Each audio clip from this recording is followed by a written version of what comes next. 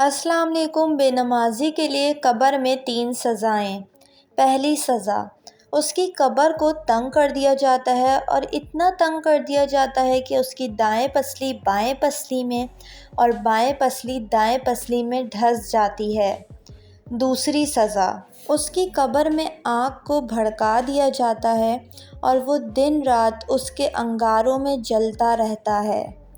تیسری سزا، یہ سزا سب سے زیادہ خوفناک ہے۔ اس کی قبر میں سانپ مسلط کر دیا جائے گا، اس کی آنکھوں میں آگ ہوگی اور اس کے ناخن لوہے کے ہوں گے اور اس کے ایک ناخن کی لمبائی اتنی ہوگی کہ اگر کوئی ایک شخص پورا دن اس پر چلتا رہے تب بھی ختم نہیں ہوگی، اور اس کی آواز اتنی خوفناک ہوگی جیسے بجلی کے کڑکنے کی آواز آتی ہے، اور وہ خوفناک آواز سے اس شخص سے کہے گا کہ مجھے تیری قبر میں اللہ تعالیٰ نے بھیجا ہے کہ میں تجھ پر عذاب مسلط کروں۔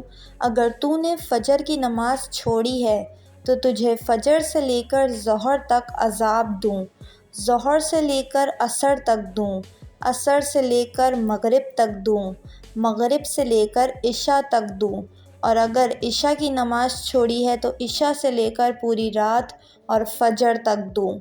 اور ایک ناخن اس کے جسم پر مارے گا تو وہ شخص 70 ہاتھ نیچے دھس جائے گا، اور وہ سانپ پھر اپنے ناخن سے اس کو دوبارہ باہر نکالے گا، اور یہ عذاب اس کو قیامت تک یہ سانپ دیتا رہے گا۔